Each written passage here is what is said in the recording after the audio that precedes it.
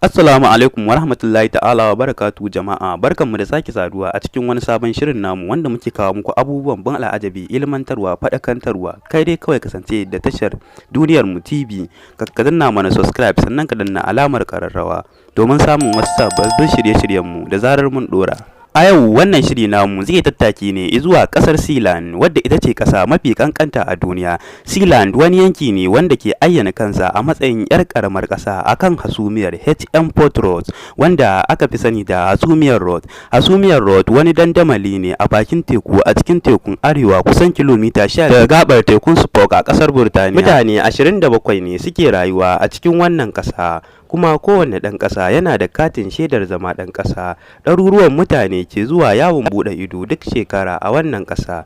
Kamar yadda za ka shiga kowace ƙasa da visa, haka ita ma wannan ƙasa sai ka yi visa da passport, kuma sannan suna da tuta da kuɗinsu kamar kowace ƙasa.